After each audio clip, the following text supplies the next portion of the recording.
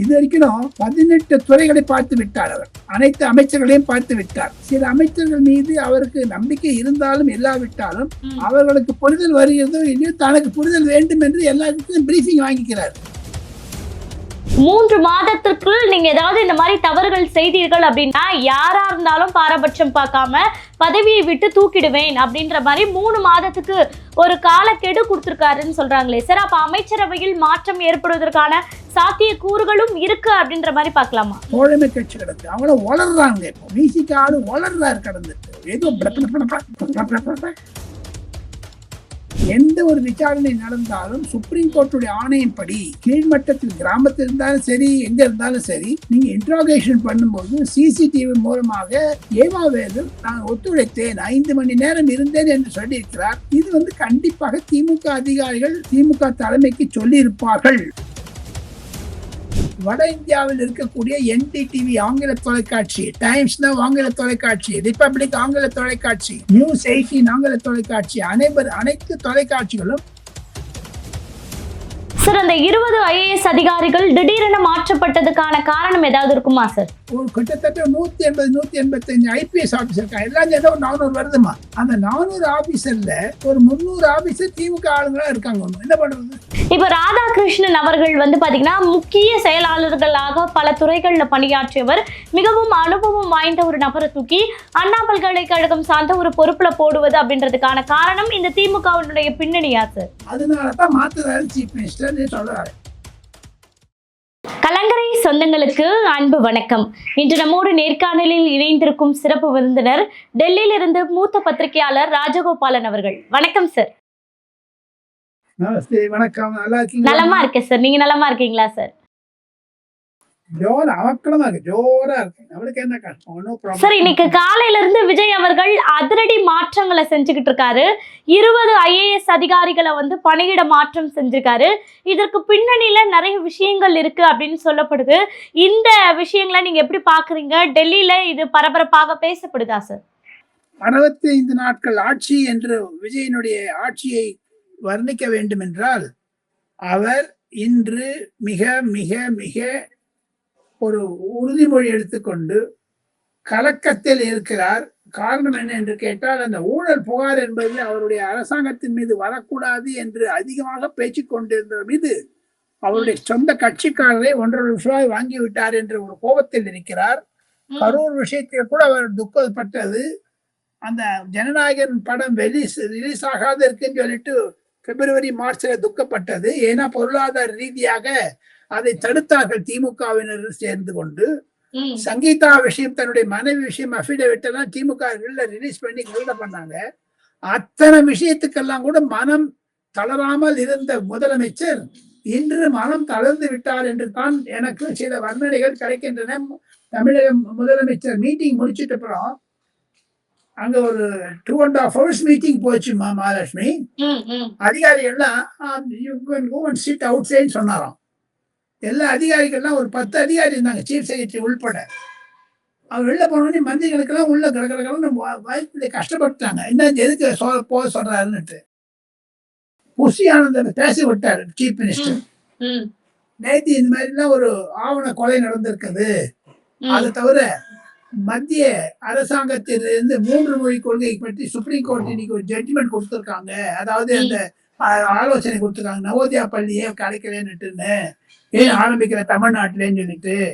அப்படி ஏதோ பிரச்சனை எல்லாம் இருக்கும் பொழுது புஷி ஆனந்த் பேசிட்டு சீஃப் மினிஸ்டர் சொன்னார், தைரியமா சொன்னார், ஒரு இரும்பு கரம் கொண்டு தாக்குவேன் தங்களை எல்லாம். ஏதாவது ஒரு ஊழல் புகார் என்று வந்தால் விடமாட்டேன். நான் வாட்ஸ்அப் நம்பர்லாம் கொடுத்துருக்கோம். இது நடுவில் இந்த மாதிரி ஒரு பிரச்சனைகள் வந்ததுன்னா, ஏன்னா இந்த விஷயத்த பாத்தீங்கன்னா ஏதோ ஒரு சில சக்திகள் தமிழ் வெற்றி கழக அரசாங்கத்தை ஒரு தூக்கி எறிய வேண்டும் என்று இருக்கிறார்கள், முயற்சி செய்து வருகிறார்கள். அது திமுக பிரதான எதிர்கட்சியாக இருந்தாலும் அதிமுகவும் சேர்ந்து கொண்டு விட்டது அதனுடன். இதன் மூலமாக மகாலட்சுமி, இந்த கலைஞரை நேர்களுக்கு சொல்றேன், அனுதாப அலைதான் வரும் விஜய்க்கு மீது. அவர் பண்ண ஆரம்பிச்சிருக்காரு. இப்பதான் கொஞ்சம் ஊழல் பண்ண நிறுத்தணும்னு சொல்லிட்டு அதை பெருசு பண்ணாங்கன்னா ஏன்னா பட்ஜெட் செஷன் வரப்போது 3ஆம் தேதி 4ஆம் தேதி பட்ஜெட் பண்ண போறாங்க. இந்த தமிழக அமைச்சரவை கூட்டம் வந்து பட்ஜெட்டை பற்றி பேசுவதற்காக, ஏன்னா இன்னைக்கு சாயங்காலம் ராஜ்பவனுக்கு போயிட்டு அங்க என்ன தேதி சொல்றாங்களோ அரசாங்கம் வந்து முதலில் ஆளுநருக்கு சொன்ன பிறகுதான் இந்த டேட்டை அனௌன்ஸ் பண்ணுவாங்க. அவருக்கு முதல்ல தெரிவிக்க வேண்டியது கடமை. ஏன்னா அவர் தான் இந்த ஹவுஸை சம்மன் பண்ணணும், கூப்பிடணும். அந்த பின்னணியில் பாத்தீங்கன்னா சில அமைச்சர்களுக்கெல்லாம் புரோட்டோகால் தெரியாத இருக்குதுன்ற மாதிரி சொன்ன உடனேயும் முதலமைச்சர் கோபம் வந்துடுச்சு. எல்லா அதிகாரியும் வெளில போக சொல்லிட்டு ஒரு பொடி பிடிச்சாருங்க.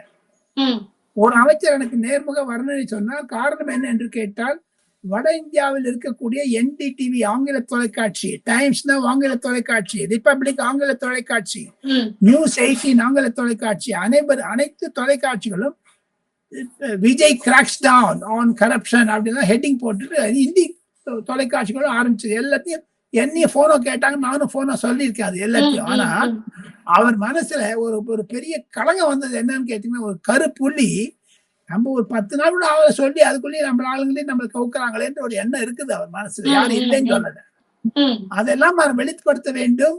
ஆனால் இன்று அமைச்சரவை கூட்டத்தில் அவர் கொண்ட ஒரு ஒரு ஒரு ஒரு எச்சரிக்கை மணி என்பதுதான் குறிப்பிட வேண்டிய சம்பவமாக நான் கருதுகிறேன். சார், அந்த 20 IAS அதிகாரிகள் திடீரென மாற்றப்பட்டதுக்கான காரணம் ஏதாவது இருக்குமா சார்? அது முதலமைச்சருடைய ப்ரெரோகேட்டிவ். மாற்றக்கூடாதுங்கிறதெல்லாம் அவருடைய நம்பிக்கையான ஆள் தேவை. சில ஆளுங்கள்லாம் புதுசா இன்னமும் 240 IAS ஆபீசர் இருக்காங்க தமிழ்நாட்டுல. ஒரு கிட்டத்தட்ட 180-185 IPS ஆபீசர் இருக்காங்க. எல்லாம் சேர்ந்தா ஒரு 400 வருதுமா. அந்த 400 ஆபீசர்ல ஒரு 300 ஆபீசர் திமுக ஆளுங்களா இருக்காங்க. என்ன பண்றது? ஒன்றும் பண்ண முடியாது உங்களால. அதனாலதான் அந்த எலக்ட்ரிசிட்டி போர்டுல ஒரு பில்பிரேஜ் நடக்குது, ஊழல் நடக்குதுன்னா அந்த திமுக காலம் பண்றதுதான் அது. அதை வெளியில எப்படி விடுறாங்க? அதை தவிர சேகர் பாபுக்கு இருந்த ஒரு அந்த கோவில் அறங்காவலர்கள் இடையே பல அலங்காரர்கள் இன்னும் திமுக காரங்களா தான் இருக்காங்க. அவங்கதான் இந்த விஷயத்தெல்லாம் வெளியே விடுறதுனால சீஃப் மினிஸ்டர் வெரி கேர்ஃபுல். ஏன்னா அந்த புற்றுநோய் மாதிரி அவங்க எல்லாம் உள்ள போய் சேர்ந்துட்டாங்க. ஒரு 60 வருஷமா ADMK DMK எல்லாம் இருக்குது. அதெல்லாம் வெளில எப்படி கொண்டுருவாங்க, ஜாகிரதையா இருக்கணும். அதனாலதான் மாத்துறாரு சீஃப் மினிஸ்டர் சொல்றாரு. இப்ப ராதாகிருஷ்ணன் அவர்கள் வந்து பாத்தீங்கன்னா முக்கிய செயலாளர்களாக பல துறைகள்ல பணியாற்றியவர். மிகவும் அனுபவம் வாய்ந்த ஒரு நபரை தூக்கி அண்ணா பல்கலைக்கழகம் சார்ந்த ஒரு பொறுப்புல போடுவது அப்படின்றதுக்கான காரணம் இந்த திமுகவினுடைய பின்னணியா சார்? குறிப்பிட்ட ஆபீசரை பத்தி சொன்னா நல்லா இருக்காது. ராதாகிருஷ்ணன் திறமையாக செயல்பட்டவர். சுப்ரியா சாஹூ என்று சொல்லக்கூடிய அம்மையார் டெல்லியில் இருந்தார்கள். அந்த அம்மா ஒரியாக்காரங்க, எனக்கு நன்றாக அறிமுகமாகவர். அவருடைய கணவர் தலைமைச் செயலாக இருந்திருக்கிறார். அவர் டெல்லியில் பணிபுரிந்திருக்கிறார்கள். இந்த பின்னணியில் பார்த்தால் முதலமைச்சர் செய்ததில் சில வரவேற்புகள் இருக்கிறது, எதிர்ப்புகளும் இருக்கிறது. ஒரு மிக்சட் ரியாக்ஷனை தான் நான் பார்க்கிறேன். அந்த ஜே ராதாகிருஷ்ணன் ஓய்வு பெற இருக்கிறார் கூடிய விரைவில். அது மத்திய அரசாங்க பணிக்கு வர வேண்டும் என்று இருந்தார். மு.க. ஸ்டாலின் அதை அனுபவிக்கவில்லை. காரணம் சென்னை கார்பரேஷன் கமிஷனர் இருந்ததுனால. அவர் ஒரு சீனியர் அதிகாரி, யாரும் இல்லைன்னு சொல்லல. ஆனா முதலமைச்சர் நினைக்கிறாரு அவர் கூட இந்த சிவில் சப்ளைஸ் டிபார்ட்மெண்ட்டா இருந்தபோது ஏதோ ஒரு ரிப்போர்ட் போனதுனால தான் பண்றாரு. அதை தவிர இன்னும் ஒரு 2-3 மாசம் ஆகுமா விஜய் முதலமைச்சருக்கு இது விஷயம் என்னன்னு புரிஞ்சுக்கிறதுக்கு. அதனாலதான் ஆரம்பித்த ஃபர்ஸ்ட் டே அவர் வந்து ஒரு ஜோசியர் ஆலோசகரா போட்டாரு. சட்டசபையில பிரேமலதா பேசினாங்க, பப்ளிக் ரியாக்ஷன் பண்ணி மாத்திட்டாரு, எடுத்துட்டாரு. அருண் என்பவரை லஞ்ச ஒழிப்புத்துறைக்கு டைரக்டர் ஜெனரலா போட்டாரு, நேற்று எடுத்துட்டாரு. அவர் மேல இன்கம் டாக்ஸ் ஐடி விட்டாங்க. ஆக மொத்தம் அந்த மாதிரியான அதிகாரிகள் இன்னும் பரவலாக இருப்பதனால் அதிகாரிகளிடையே இருக்கக்கூடிய ஒரு அழுத்தத்தை முதலமைச்சர் ஒரு கிளீன் பண்ண பாக்குறாரு. Simple as that. இவர் குதிக்கிறாரு, அவரை வச்சாருன்னா பார்த்தா அவர் ஐடென்டிஃபை பண்ண முடியாது. நீங்க பாயிண்ட் அவுட் பண்ணி, எனக்கு வந்து மகாலட்சுமி பிடிக்கல, மகாலட்சுமிக்கு ராஜகோபாலனை பிடிக்கல, ஸோ தட்ஃபோர் நீங்க என்ன மாத்தலாம், நான் உங்களை மாத்தலாம். அது வந்து ஒரு ஆபீஸ் ஆஃப் கான்ஃபிடன்ஸ் தானே தவிர இது வந்து ஒரு ஸ்பெஷலா ஒரு பர்சனல் அட்டாச்மெண்ட் கிடையாது. கண்டிப்பா சார். இன்னொன்னு, திருவல்லிக்கேணியில வந்து பாத்தீங்கன்னா அங்க இருக்கக்கூடிய அந்த மாவட்ட காவல் கண்காணிப்பாளர்கள், அங்க மாவட்ட காவல்துறை அதிகாரிகள் அருண் IPS அவர்களுடன் தொடர்பில் இருந்தவர்கள். இவர்கள் மூலமாக தான் செந்தில் பாலாஜி சம்பந்தப்பட்ட ஒரு ஆக்ஷனை எடுக்கணும்னு TVK அரசாங்கம் முன் வந்தாலும் இவர்கள் அதை வந்து அந்த டீமுக்கு சொல்லிடுறாங்க அப்படின்னு சொல்லிட்டு அவர்களையும் தற்போது கண்டுபிடித்திருக்கிறார் விஜய் அவர்கள் அப்படின்னு சொல்றாங்களே. சோ தொடர்ந்து யார் யாரெல்லாம் திமுகவுக்கு பி டீமாக வேலை செய்கிறார்கள் அப்படின்ற அந்த களை எடுக்கக்கூடிய வேலையில விஜய் ஈடுபட்டிருக்காரா? விஜய் ஈடுபட்டிருக்கிறார். ஆனால் திமுக அதற்கு முன்னதாகவே இவர்களுக்கெல்லாம் இன்னல்களை கொடுக்கக்கூடிய IAS ஆபீசர்களை மாற்றக்கூடிய திமுக ஆதரவாளர்கள் எல்லாருமே இன்னமும் மனதார நினைக்கிறார்கள் உதயநிதியை முதலமைச்சராக கொண்டு வரலாமா என்று, விஜயை எடுத்து விட வேண்டும் என்று. அதற்காகத்தான் தடபுடல் அதிரடி மாற்றங்களை அவர் செய்கிறார். இருப்பினும் எந்த முதலமைச்சரோ எந்த பிரதம அமைச்சரோ தன்னுடைய அதிகாரத்தில் வந்தால் தன்னுடைய இஷ்டப்பட்ட நம்பிக்கைக்குரியான அதிகாரிகளைத்தான் தான் போட்டுக் கொள்வார்களே தவிர எந்த கட்சியா இருந்தாலும் எதிர்கட்சிக்காரங்களா தான் இருப்பாங்கம்மா.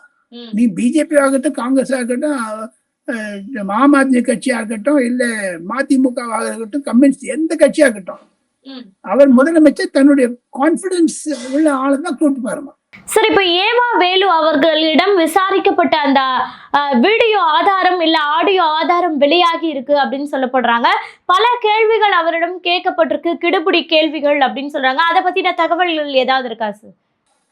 தகவல்கள் என்ஃபோர்ஸ்மெண்ட் டைரக்டரேட் மூலமாக அந்த கேஸ் வரப்போது. போக போக எந்த ஒரு விசாரணை நடந்தாலும் சுப்ரீம் கோர்ட்டுடைய ஆணையின்படி, அது கீழ்மட்டத்தில் கிராமத்தில் இருந்தாலும் சரி எங்க இருந்தாலும் சரி, நீங்க இன்ட்ராகேஷன் பண்ணும்போது சிசிடிவி மூலமாக அந்த முழு விசாரணையை ரெக்கார்ட் பண்ண வேண்டும் என்ற ஒரு ஆணை இருக்கிறது. அதனாலதான் பண்ணாங்க நேற்று.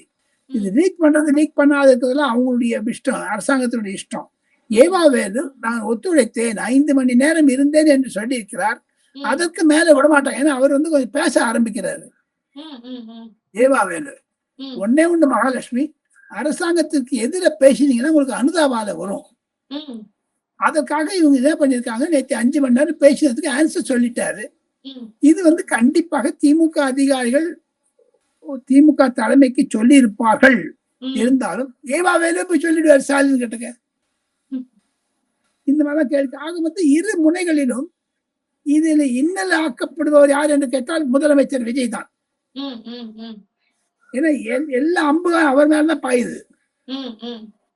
இப்போ ஓடிட்டாருன்னு சொன்னாங்க.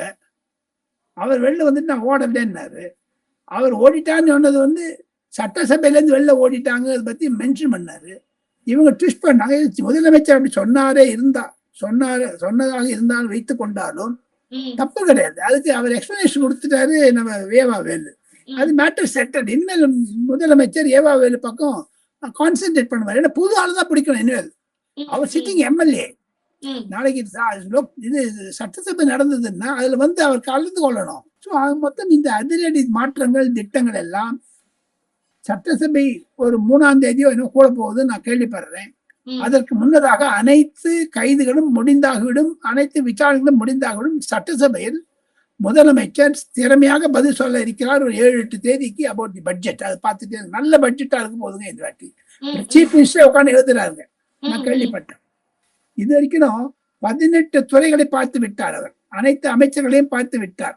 சில அமைச்சர்கள் மீது அவருக்கு நம்பிக்கை இருந்தாலும் இல்லாவிட்டாலும் அவர்களுக்கு புரிதல் வருகிறதோ இல்லையோ தனக்கு புரிதல் வேண்டும் என்று எல்லாருக்கும் பிரீஃபிங் வாங்கிக்கிறாரு.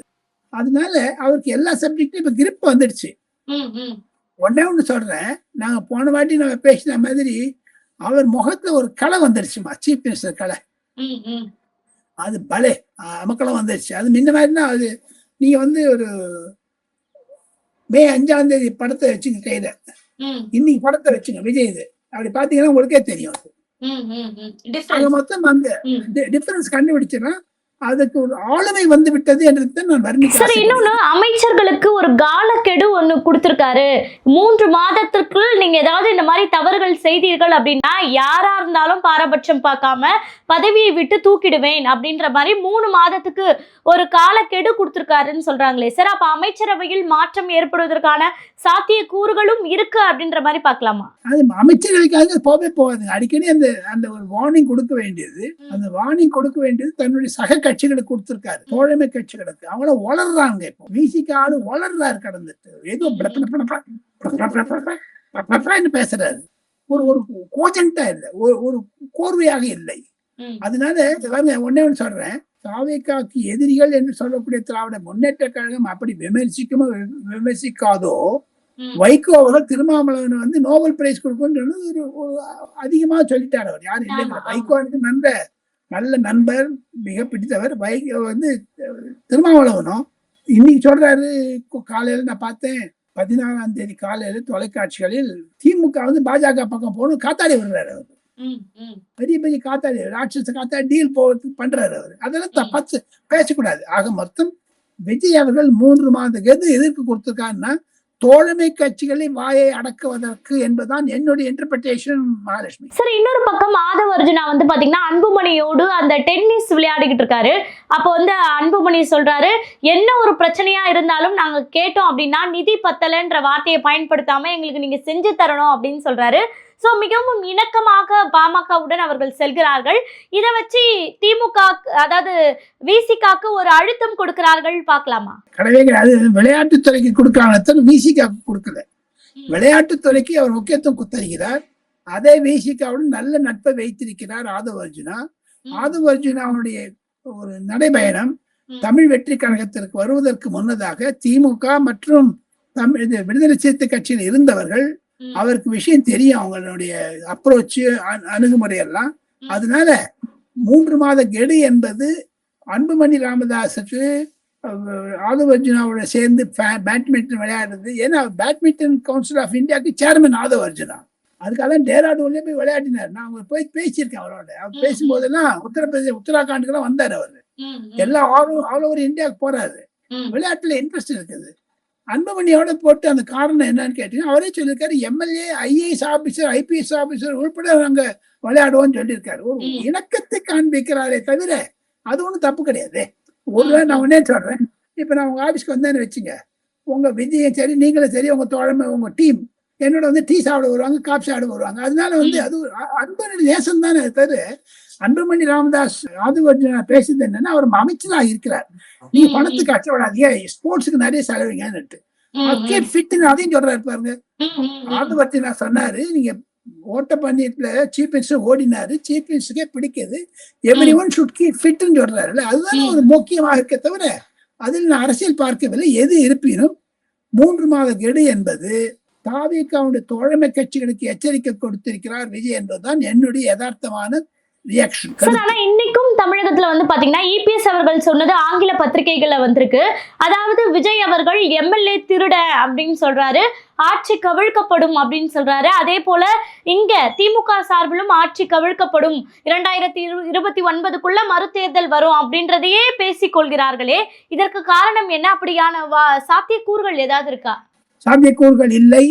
திமுக அதிமுக தன்னுடைய தொண்டர்கள் கட்சி மாறக்கூடாது என்பது அவர்களை உற்சாகப்படுத்தி அவர்களுக்கு ஒரு உசுப்பேத்தி விட்டு அவர்கள் ஏற்கனவே எல்லாமே போயிட்டாங்க. அதிமுகல இருந்து என்ன இருக்கிறது, எலும்பு கூடுதான் இருக்கு, சதையெல்லாம் அங்க போயிடுச்சு. அதே மாதிரி திமுக சதை இருக்குது, எலும்பு கூடி இல்லை.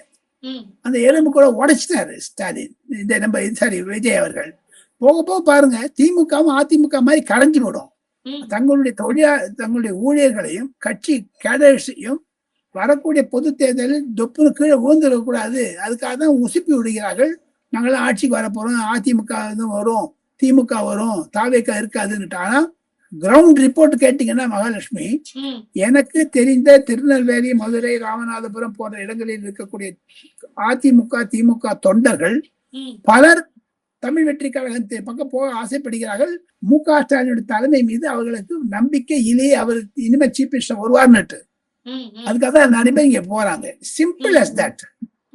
இன்னும் ஒரு 6 மாசத்துக்கு விஜய் ஒன்றும் நகர்த்த முடியாதுமா. அதுக்குள்ள அவர் ஸ்டெபிலைஸ் ஆயிட்டாருன்னு வச்சுங்க, 5 வருஷம் இல்ல 10 வருஷம் ஓடும். அது என்னுடைய கணக்கு. ஆனா அரசியல்ல ஒரு 45 ஆண்டுகளா இருந்ததுன்னா தலைமையோட நடிச்சு போச்சு அதுலயே. சோ அதனால என்னுடைய அதிர்ச்சி அது ஒரு பயிற்சியினாலும் முதிர்ச்சியினாலும் நான் சொல்றேன். சார், இறுதியாக ஒரு கேள்வி. அதாவது காங்கிரஸ் தரப்புல இருந்து என்ன சொல்லப்படுதுன்னா, இப்போ உள்ளாட்சி தேர்தல் வருது.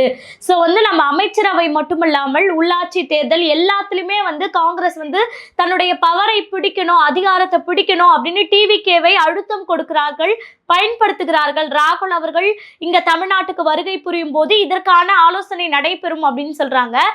அதாவது காங்கிரஸ் தாவேகாவை பயன்படுத்தி அதிகாரத்தை பிடிக்கிறதுக்காக தான் கூட இருக்காங்களா சார்? அது இருக்கத்தான் இருக்கும், யாரும் இல்லைன்னு சொல்லல. காங்கிரஸ் என்பது ஒரு ரத்த உறிஞ்சி, அது அட்டை மாதிரி ரத்தத்தை உறிஞ்சிடுவாங்க. முதுகுல குத்துவாங்க. எப்படி மு.க. ஸ்டாலின் முதுகுல குத்தினானோ அதே மாதிரி விஜயனுடைய முதுகுலையும் ஒரு நாள் இதே ராகுல் காந்தி இதே மாணிக் தாக்கூர் குத்துவாங்க. காங்கிரஸுக்கு கலை வந்தது. அதனாலதான் நரேந்திர மோடி அவனை நெசுக்கி வச்சிருக்காரு. அவரு நரேந்திர மோடிக்கும் விஜய்க்கும் ஒரே ஒரு வித்தியாசம் என்ன என்று கேட்டால், ஒற்றுமை வேற்றுமை என்ன என்று கேட்டால், காங்கிரஸை ஒழிச்சாரு நார்த் இந்தியால மோடி, தமிழ்நாட்டுல கழகத்தை ஒழிச்சாரு விஜய். ரெண்டு பேரும் ஒரே ஈக்குவலா இருக்காங்க. ஆக என்னுடைய கருத்து என்ன என்று கேட்டால், தமிழ் வெற்றி கழகம் தனக்கு பரிபூர்ண மெஜாரிட்டி கொண்டு வந்து வைத்துக் கொண்டு வரக்கூடிய ஒரு தேர்தலில் பன்னீர்செல்வம் ரிசைன் பண்ண போறாரு. நான் போன வாட்டி சொன்னேன் உங்களுக்கு. அடுத்த ஆள் ஆரம்பிச்சு அதெல்லாம் ஒரு 7 பேர் திமுக இருந்து வெளில வந்துருவாங்க. எல்லாம் சேர்ந்து ஒரு 25 பேர் வரப்போறாங்கம்மா வெளில டோட்டல். இப்ப 9 பேர் வந்திருக்காங்க. 16 பேருக்கு வெயிட் பண்ணுங்க. எப்படி வட இந்தியாவில் திரிணாமுல் காங்கிரஸ் கரைகிறதோ, சிவசேனா கரைகிறதோ, அதே மாதிரி அதிமுக கரைந்து விட்டது, திமுகவும் கரைந்து விட்டது. வரக்கூடிய நாட்களில் இடைத்தேர்தலில் பரிபூர்ண மெஜாரிட்டி கிடைத்த பிறகு விஜய் அவர்களை காங்கிரசுக்கும் சரி, விடுதலை சிறுத்தை கட்சிக்கும் சரி, கம்யூனிஸ்ட் கட்சிகளும் சரி, டாடா பை பை பெப்பேன்னு வரு. அதனால அவர் காங்கிரஸ்காரங்க இன்னும் நிறைய சீட் எல்லாம் கேட்கறாங்க. அதுக்கெல்லாம் ஒத்துக்க மாட்டாருமா, ஒத்துக்கவே மாட்டாரு. இது தமிழக அரசியல் ஒரு நூதன முறையாகத்தான் நான் பார்க்கிறேன்.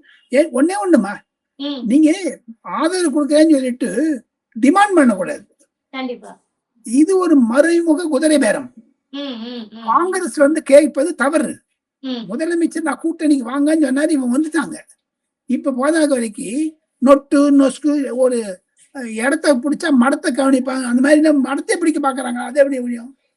விஜயனுடைய வெற்றி முதுகல சவாரி பெய்கிறாள். எங்க 5 எங்க 106 எங்கம்மா? கண்டிப்பா. அதெல்லாம் மனதில் வைத்துக் கொண்டு தான் ராகுல் காந்தி பேசுவார். தன்னுடைய காங்கிரஸ்காரர்களுடைய ஒரு கட்சியை ஆதரிக்க வேண்டும் என்ற ரீதியில் பேசினாலும் என்னுடைய மனதில் படுவது, ராகுல் காந்தி எடை போட்டு வைத்திருக்கிறார் விஜய், சக்க சமயத்தில் அவரை அவுத்து விட்டுருவாங்க. நடப்பு கால அரசியல் குறித்து பல்வேறு தகவல்களை பகிர்ந்துக்கிட்டீங்க. தொடர்ந்து பேசுவோம். நன்றி சார். நன்றி. தேங்க்யூ.